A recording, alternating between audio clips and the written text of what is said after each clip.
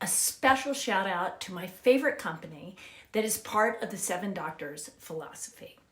They are a sponsor, and the company is called Earthing, the company and the doctor. Look, I love getting grounded and walking barefoot, syncing my body to the rhythms of the earth. But sometimes it's just too cold, especially in Idaho, or sometimes you're stuck indoors working. Earthing brings that healing power indoors with products to fit every lifestyle. My personal favorite is the new Earthing sleep system. It is a complete grounding system for your bed, including a mattress cover and a new earthing sheets and pillowcases. The sheets are luxurious and soft, and they ground the body when used with the earthing mattress cover, providing the best and most healing night's sleep you'll ever have. They also just released their new Grounders yoga mat. This yoga mat is amazing. It can be used indoors by using a grounding cord, or you can take it outside and you don't have to use a grounding cord and just place it on the grass or the sand or any earth, and the energy is going to come into your body, and it's just amazing. 22 peer-reviewed and published studies on the benefits of grounding the body. It reduces muscle soreness, lowers anxiety, improves blood flow circulation, eliminates inflammation from the body, puts the body back into its natural state. Plus, it gets rid of neuroinflammation. That's brain inflammation. This is a game-changing thing for your life. So please go to earthing.com and order your mattress pad, your sheets, your grounding pads, and your new yoga mat, the Grounders. It is amazing. I worked on it just this morning, and it just makes me so happy that they have products for when now we're getting into the cold months of the year. It's just so exciting to have these products available to us. So please join me in getting grounded and healthy.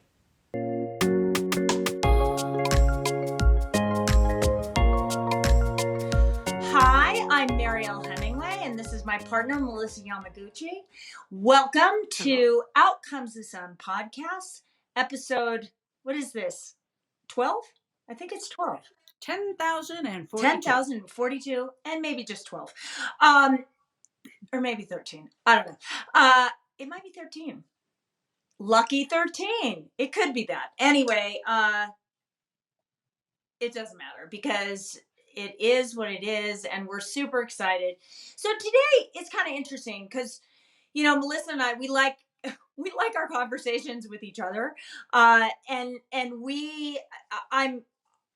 I do a lot of work with the brain and speaking to different foundations and companies like Optum Idaho. I'm working with them, and I just did a big conference. I spoke in front of a lot of people that were online and also in person, and I did PSAs for them. So my mind is really wrapped around the brain, and how we can, what are the tools out there that are working for depression, for preventing suicide. So, Melissa and I, it's not that we're going to promote somebody else's podcast, but we're going to promote somebody else's podcast because he's just amazing. Andrew Huberman, it really is kind of the Huberman Lab. He's really great, and he dives deep into these things, but they're very scientific. So Melissa and I thought, let's sit down and have a conversation about, we both listened to it. We both took notes. We're both trying to remember the complicated scientific terms, but we also want to make it make sense to the average guy and gal out there wondering if there are options for recovery and solutions for depression. It really appears that there are solutions. And it was so exciting listening to this podcast that he interviewed, what's his name? Dr. Nolan Williams. Yeah. Wonderful MD, also from Stanford, because Andrew Huberman is also a tenured whatever at neurobiologist and ophthalmologist. ophthalmologist, right? Yeah, Ophthalmologist. at Stanford.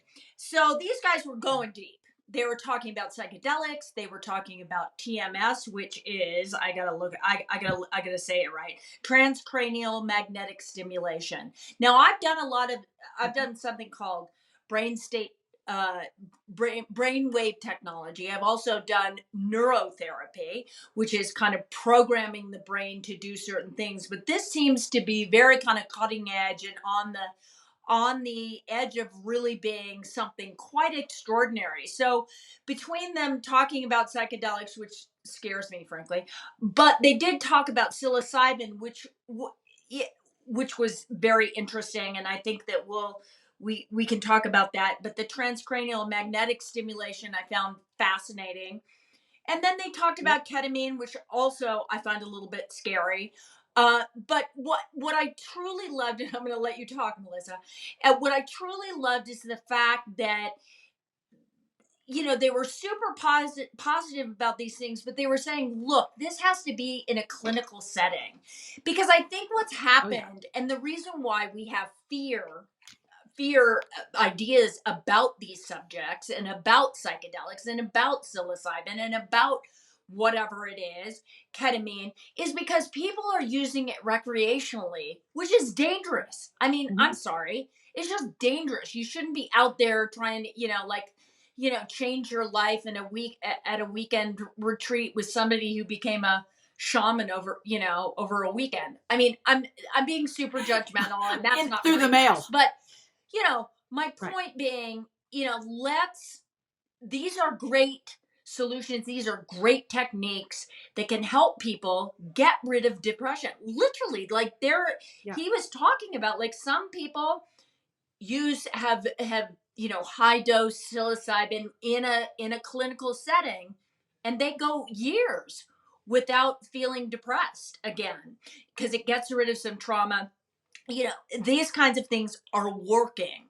So anyway, I'm going to let you kind of chime in here, Melissa, because I know that you really you went in deep as well, and because I just think we need to talk about this and what we understood to be those solutions that we could share with people. Absolutely. First of all, I think one of the most fascinating parts for me for this entire podcast from the Huberman Lab was how they kind of zeroed in. They talked at some length about anxiety, OCD, addiction, and so forth, other mental health disorders. But they kind of zeroed in a little bit really on depression because they recognized that as the most disabling condition worldwide. And so with that, that kind of started flying into all these different methods that are being used in trial studies and clinical studies and have been for some time. And what I found fascinating about it is that a lot of the items and treatments and protocols that they're identifying as remedies are exactly things that I always heard about as a kid that were to stay away from. And then two items that I didn't hear as much about, they really talked about staying away from. So there's, and I don't want to, tell the punchline before we set up the joke here, but I found it fascinating that I was telling this to our producer earlier that when I was a kid, there was and growing up, probably like, well, until I was like a little bit older, I always heard about Haight Ashbury and about the drug culture, the underground, and all the things that were coming out of the 60s that people were afraid of. And a lot of that was a lot of the usage of a lot of the things that in labs and in clinical trial studies, they're having resounding success with. And, you discussed, you mentioned one of them that I think is us worth kind of getting and talking about. One of them was the ayahuasca. Yeah. And they talked about, but there was a reverence by Huberman and Williams for ayahuasca, saying that they do know that there's success with it. It must be in a controlled environment. It really should not be, because it's so profound, because it crosses that blood-brain barrier. And anything that will do that so readily and so quickly and so profoundly must be in a controlled environment. You must be. And what I was really intrigued by, Mariel, was when they were talking about how scientists in Brazil had kind of tuned into that, and they did a Brazilian prisoner study, and they gave them controlled controlled treatments of ayahuasca and discovered that it greatly reduced recidivism. So these prisoners, once released, had a 60% drop in returning I to know. prison. So something about this controlled treatment broke that criminal behavior. It tapped into executive decision making and broke the criminal Right. behavior. Right. No, That's it is incredible. fascinating. And that's where we need to, I think as a society, kind of come together and just say, hey, not everything that you've heard about in lore and somebody having a party has anything to do with actually creating, changing the neural networks. It's literally Right. the things they were discussing Yep. were things that change the way the brain, not chemistry, but the way the brain waves are moving in connection, right? Yeah. And so, because you Yeah. want that prefrontal cortex, and I don't want to get this wrong, you want that prefrontal cortex to be making the decisions, not that other Yeah. thing, which you actually can say. I can't say it. You know what I'm saying? It The is side, the yeah, it's the subgenial yes. cingulate. Talking about Yes. that area? Because Okay. that's kind of the Just a little sub, thing that rolls off the that's what tongues, Mariel. happens when trauma happens, that kind of takes over. Now, I could probably get like horrible mail like that I just got that wrong. But my understanding was that these things just have this ability to get in there and change Yeah. the sort of dialogue that happens within our brains, that sort of repetitive dialogue. Yeah. It kind of changed the conversation within a person. That's kind of the layman way that I can understand it. It changes the way you talk to yourself about something. So, right, Oh yeah, and what they call that rescripting. right, That's the rescripting. right. It changes the rules of belief. So you and one of our talks recently that you and I had, um, we talked about this thing that my husband does in the house, and the kids have dubbed it the family graffiti because Billy takes a marker and writes on the Yes, mirrors and gives them self-talk, and then he sends out a text to the family on the group chat, and it's all thank you for giving a wonderful day, whatever he does. It's a whole positive little affirmation thing, and it's easy to poo-poo. It's kind of cute. It's his thing, but really, this whole rescripting is changing the rules of belief by your self-talk, because self-talk is tied to yes, self-belief, and they're saying that rescripting restores order to the yes. game. Restores already. So that So if so the you, cut. Yeah, even if you don't the believe it, coach is coaching, not the players aren't like going wild, right? and that's right. and that's Yeah. changing the conversation around trauma, a child's trauma, or Yeah. and whether that trauma is like horrific child abuse, emotional abuse, physical abuse. It could be, like you were was talking about this weird jacket that he wore, like as a kid, and Yeah. he got teased Yeah. for it, right? But that was something that was inside of him, right? And we do It's hold stuck on in there. Yeah. to believe. I had a teacher who once said, you're not, it was such a negative way of coming at a child, like you're not doing what you used to do, you've really slipped, you're not stepping up to the plate, right? Now, meanwhile, my mother Yeah. had cancer, right? And I was terrified she was going to die. I would wake up in the middle of the night to Yeah. take care of her.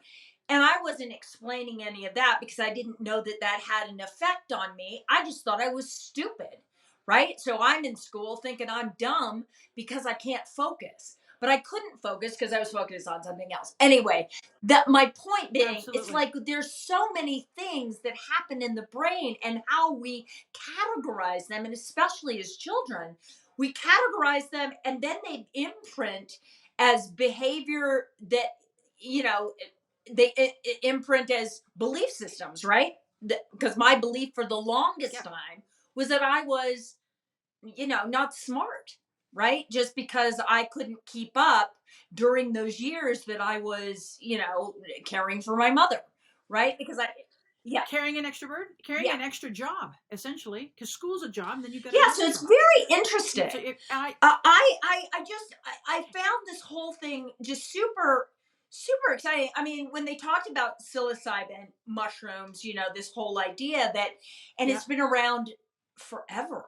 It's been around forever. And these Forever. ancient techniques and what the reverence that they both had for them were when, like with ayahuasca, with psilocybin, not so much with psychedelics, but there was another thing, ibogaine or something, ibogaine, Yeah, Ibogaine. Yeah. which is a bark or something from West Africa.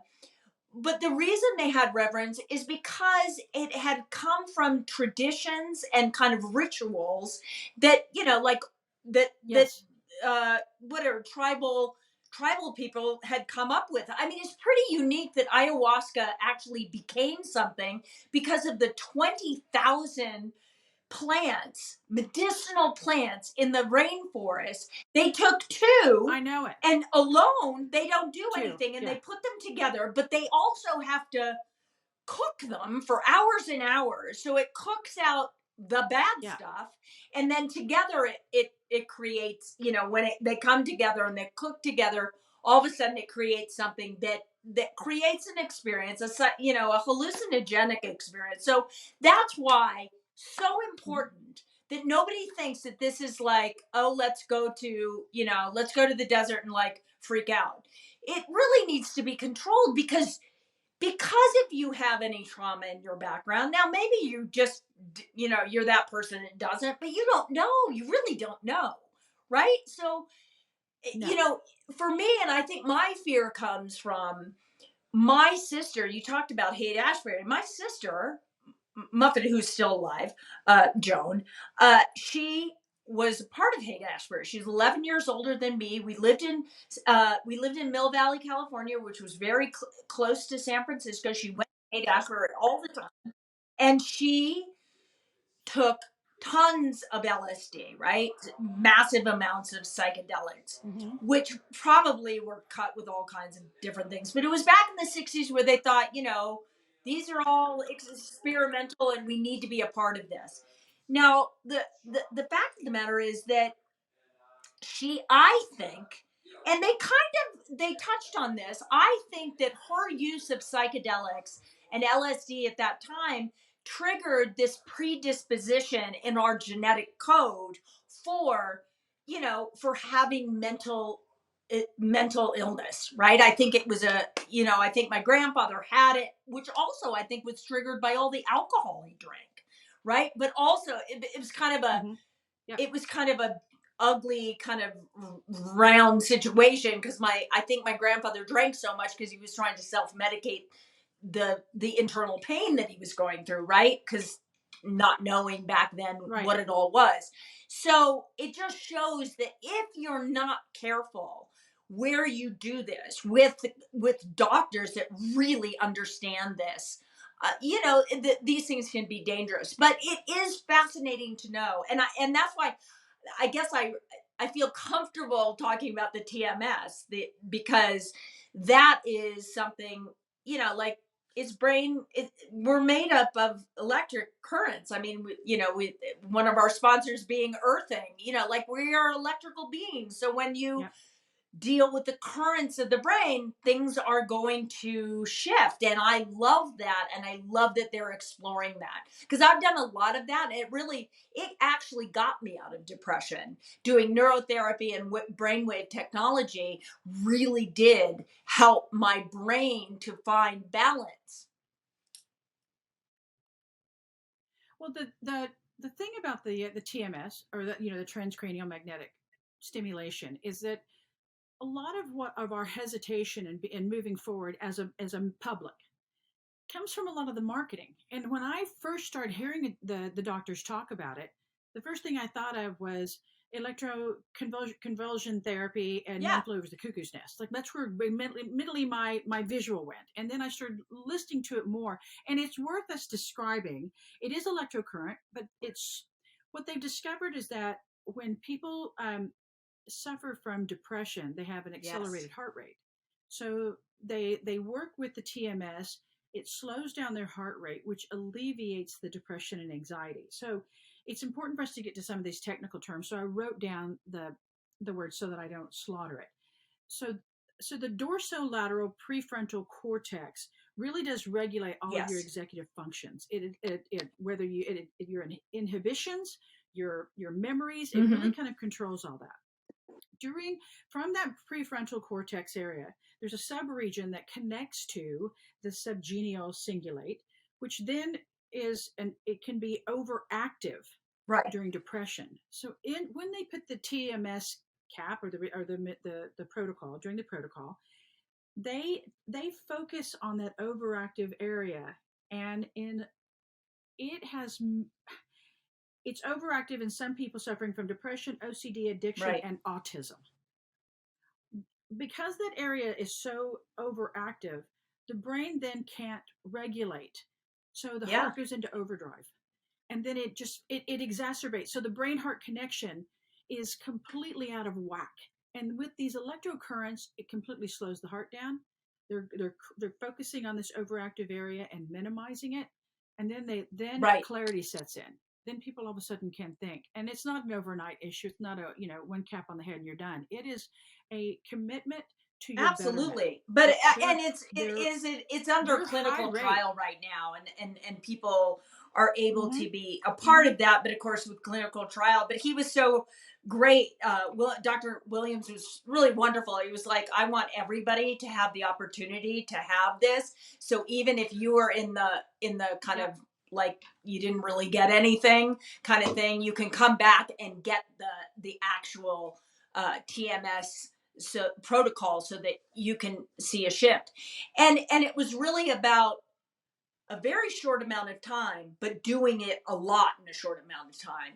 And then what was also great Oh yeah. was talking about, and this gets back to my belief system, talking about that, learning how to breathe, slow deliberate breaths, slow deliberate exhales, Mm-hmm. inhales, but the longer exhales, breath holds, calming the heart down. Oh, and talking about the heart, I found it fascinating that heart disease and depression are very, very closely linked, and cancer and Oh yeah. every other disease that a person gets. I mean, what is more depressing than getting a horrible disease? It's gonna be incredibly depressing and sad. But I just, yeah, it was. I don't know. The whole thing really it fascinates me Well, because all of these things matter. So, like when I talk about the seven doctors, the they all simplicity matter. of that, those things actually do matter in the take responsibility for your life Absolutely. situation. Right now, these Well, are for people not that out long there. ago. Some of our audience that just suffer some mild depression. Just know that those lifestyle Yeah. techniques they will be helpful. But if you suffer from very severe, those lifestyle techniques are going to help any other kind of solution that you're going to come across, whether it's TMS, whether you're going to do a trial of that, or psychedelic, whatever you choose. Just knowing that you have some piece of that recovery in your toolbox. It's so important to know that Right. it's a journey of like I got to be a part of this. I got to take responsibility. Yeah, I need to take some ownership of my life and my choices. And the thing is that one of the things that you touched on that I think is worth kind of going into just a little bit. The American Heart Association came out and they recognize obviously coronary artery disease, hypertension, high blood pressure, epidemia, high cholesterol, diabetes are all contributors to heart Yes. issues, heart attacks and heart issues. But they found that number 4 on the Yes. list is depression, contributes to the heart. And so that's Yes. that whole brain heart connection. And one of our talks before, and if you haven't watched all of them, please go back and watch the one we did with Dr. Porter, because he talks about the Yes. three brains in the body: the brain between your ears, the brain in your chest, and the brain in your stomach. And just showing how we are just an interconnected, amazing species, that all of us, this is connected. We're not separating the mind body connection. It's all one. And that's once you have a heart attack, the risk of depression is 10 times higher. 10 times. That's Yeah. massive. That's scary. So if someone's suffering from depression and they got if someone's husband, wife, lover dies, and then they curl up in the bed from a broken heart, heart disease is creeping in along with that depression that has set in, and we have poo-pooed that. Oh, she has a broken heart. That's nothing No, to minimize. It's massive because they proved that moderate depression is as disabling as a heart absolutely. attack, and severe depression is as disabling Yeah. as cancer without treatment. And when we give people that, not a hall pass, when we give them that permission to Yes. recognize that about themselves, that no, you take care of this. Mild, moderate, and severe depression all have varying but all debilitating consequences for your mind, body, spirit. Let's address this, Yeah. sweetheart. Let's get after this. We've got to give people permission to address it, because it's not just, oh, chill out, watch Netflix, get a gallon of ice cream, you'll be okay. Or Well, have a that was the martini, you'll other be thing. better. That was the other thing No, they talked it's about. They talked that's the about other thing. at the very Yeah. end, he talked about a doctor out of England, and they did a study, and it was published in the Lancet or the yeah. Anyway, and it talked, and they said the worst, the worst drugs, from one to to not being detrimental at all, and the very worst one was alcohol, which was so interesting, and nobody wants to hear. Right behind heroin and cocaine. Right No, behind. It was alcohol heroin, was cocaine, and first, alcohol. then heroin, then cocaine. That's what I heard. Yeah, Okay, I thought he said which right is behind. Okay. shocking. I mean, Yeah, that it's was all bad. the It's number. all I bad. mean, Yeah. look, they're all bad, right? But to think, and Yeah. it's, we glorify it. Now, this is not, I'm not saying nobody should drink and We blah, do. blah, blah. I have no judgment. But my point is, we utilize alcohol. I mean, I grew up in an alcoholic family. I know what it does to people, and it's a big contributor to getting cancer, and especially with women. And I think about my mother drank, because she was self-medicating and doing all that stuff. And again, I'm not telling anybody not to have their glass of wine, but we need to be aware of the things that are causing us to have difficulty in our lives. Alcohol is a depressant. Like, if you're depressed, you should look at the things that you do, your lifestyle habits. Like, maybe you shouldn't drink, if you are depressed, or just being mindful of the things that could be triggers. Well, they brought up a good point that they said back, 50 years ago, you would Yeah. see ads in the glossy magazines of a doctor sitting on the edge of the bed talking to the patient in the hospital, Yeah. smoking a cigarette. The doctor smoking a cigarette, and then it became like taboo. And so now, if anyone goes to a doctor and finds out he or she You'd be like, smokes, what? it's kind of like, I don't know if I want this person to be my doctor, because you don't know how smart they are about health choices. And so their anticipation is that eventually that will be, 50, 60 years from now, we'll look back on now and say, Yeah, oh, well, we really it's missed the like mark on that. well, in Like we do universities, now about cigarette nobody smoking. smoke. That it's not allowed. You're not allowed to smoke on campus, and they were thinking that Right. that at some point maybe you won't. I mean, performance has to change if kids aren't, and that's when kids drink. That's when young people drink the most, right? It's just, and it's a rite of passage. It's Well, and all that's of the these drug things. we accept. And again, I don't want to look like I'm this person telling people not to do No, something. but it's not about make you and me or the doctors. Not about either one of us making a declaration from a moral standpoint. No. This is not a morality issue. This is an acknowledgement of the facts. These doctors laid out this: the most dangerous drugs in the world: alcohol, heroin, cocaine, fentanyl, opiates, marijuana, and at the tail end of that, psilocybin. And Yeah. somewhere in there, they've got Yeah. the ayahuasca and the MDMA. When you're looking at that, this is not about, are you going to make it into heaven? No, This isn't exactly. a moral equation. Yeah. This is just, let's just talk about the facts. Alcohol greatly increases your risk of cancer. In particular, there's multiple cancers they haven't even identified all, but in particular, two that they know, 100% breast cancer and tongue cancer. Hello. So when we know this, then you have to look back and go, all right, what am I doing? Same thing that I think we did with cigarette smoking. And what's the tobacco doing to my body? The inhalation, or the dipping or the chewing, whatever, where I'm from in the South. And then the next thing that they brought about was that this isn't a smooth segue, but I do want to bring it up, is talking about cannabis.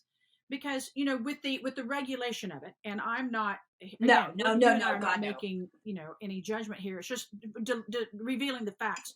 The one thing that they talked about in talking about marijuana is the Yeah, delineation of CBD to THC.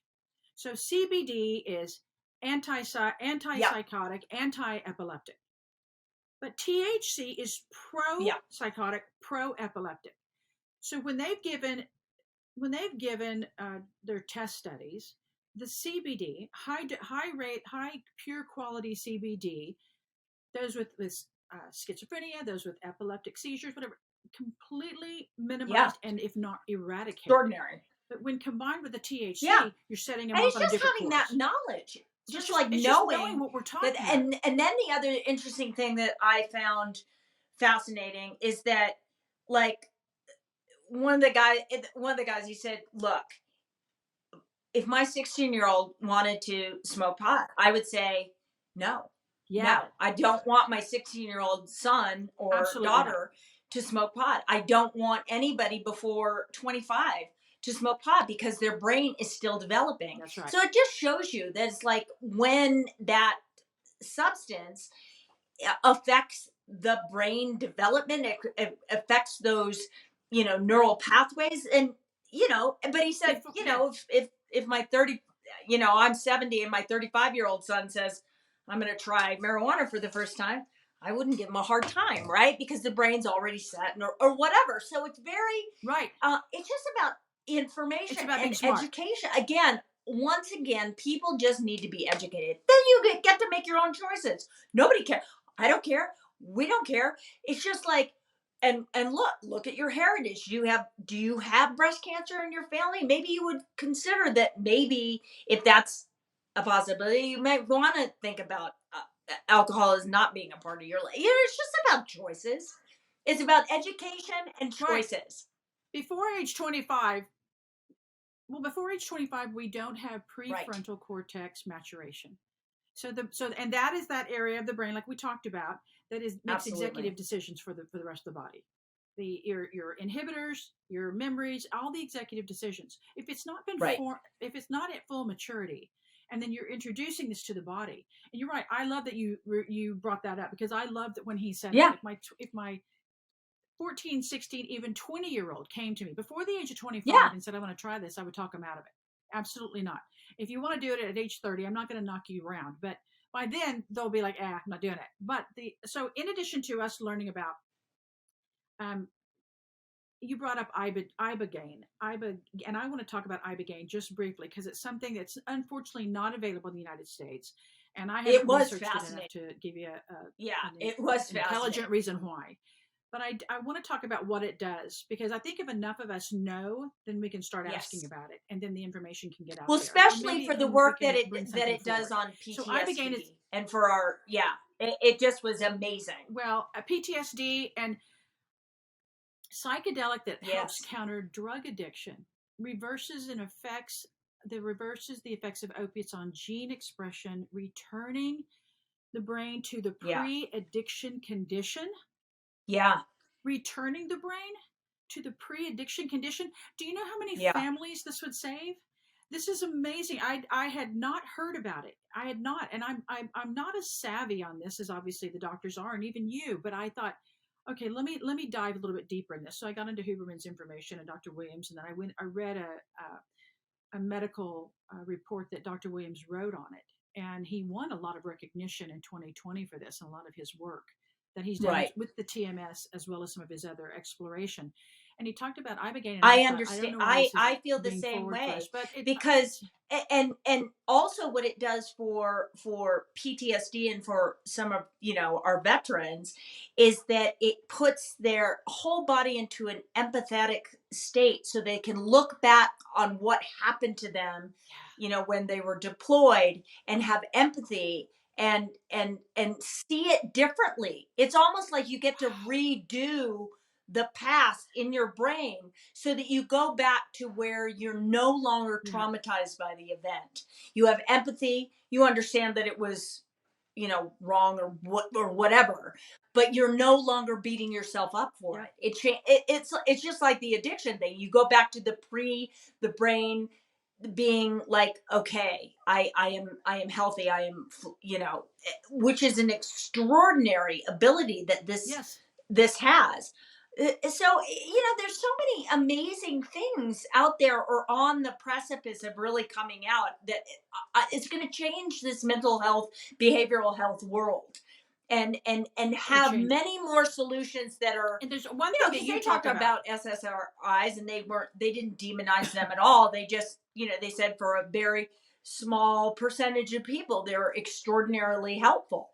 But Right. the breadth of people that are affected by these, by depression, by anxiety, by these things, these people need different kinds of treatments. Yeah. They need solutions. They need different solutions, different options. And you talk about something you and Bobby do, Bobby Williams, your life partner, and the seven doctors. Yeah. And one of the seven Yes. doctors is Dr. Sleep. And they talked about the need for Yes. the circadian reset to counter depression because REM disruption affects and Absolutely. feeds higher rates of depression. Now, I'm going to tell a little private story here. And I'm going to tell on one of my neighbors because God bless her soul, she has two massive floodlights out on her property that shine, I mean, like alien laser beams into my bedroom at night. And so Yeah. I was always sleeping with the mask. Like for 20 years, I've slept instead of going over and confronting the neighbor, because I'm not want to be that. I may be loudmouth in some areas, but I like to keep the peace around neighbors. I've never even said anything. She's an older woman. She likes her lights on. I don't know what demons she's chasing off at night with them, but I'll just wear an eye mask. Well, I started noticing, I don't know if I was, as I'm getting a little bit older, maybe my head's a little bit more restless in my sleep. I don't know what's happening, but I would wake up Yeah. 2 or 3 in the morning with my Seeing the mask light. all cockeyed and the light coming in so severely, my brain must have thought, it's 6 a.m., lazy, get up. So Yeah. I'm opening my eyes, unable to get back to sleep. And I took Bobby said, Yeah. no, you got to block it out. You've got to do this. You've got to do this. So very minimal treat because I was losing my mind. And I say that in a colloquial way, being, smart aleck, but Yeah. I was losing my sleep. I was getting foggy in the daytime. Yeah. I put up a blackout curtain over that window that was directly next to my bedroom where the floodlights were coming in. And now, Yep. even the light on the little cable box for the television, I have that blocked. Yes. The light that blinks from my Yes. toothbrush charger, that's blocked. Everything's blocked out because I Oh yeah. need Oh, total. we I'm are now addicted. Elvis Bobby got Presley. me I'm started. now He Elvis got me Presley. started on a black room. So now I've got 3 furniture blankets. One goes behind my bed over the window, and then the 2 windows on the outside. And they already have blackout curtains, but it makes it like I literally like I if I have to wake up to go to the bathroom, Oh I'm yeah. like, where's the bathroom? Like it's but because we are so sensitive, because black rooms it ignite, it turns on the melatonin response, which is a hormone that helps you to go to sleep. But taking melatonin is not that good. Like that never works for me. So but black rooms, I mean, we're addicted to them, and they make such a difference. And Huberman talks about light a A lot. massive he does difference. he does a lot of light study. Yeah, and that's something that anybody can Yes. do. Anybody can do that tonight. You can go to Home Depot, Lowe's, any kind of local Oh my God, it's supply place. amazing. Get the furniture blackout things, lock I it up, travel with them. anything, and it'll You saw when I change came your down to life. California, they were in the back of my car. And my I did. daughter was I out of did. town, and we I stayed went in her well. house, and I showed her a picture of her bedroom. She's like, "Mom, you were so out of control." There were like furniture blankets over all her windows, and her room's like this white, like, it's flowy, it's beautiful, right? But it was black as night, and it was the morning. I said, this is morning here in your house right now. But I'm telling you, it makes such a difference. Well, and I've traveled with you before, and I'm going to tell a little bit more on you. You also I've seen you in the hotel rooms, and I've come into your room. We were discussing something. I Yes. look around, and you take the towels and roll them up and put them up against the bottom of the door to the hallway because you don't want that coming in. Then, like tape and little hand wash No, cloth I taped over the actually take door it. so I you now can't see just the that light easier can't come version in. of that is You I take a tissue and I stuff it into the eye peephole. Okay. Progress.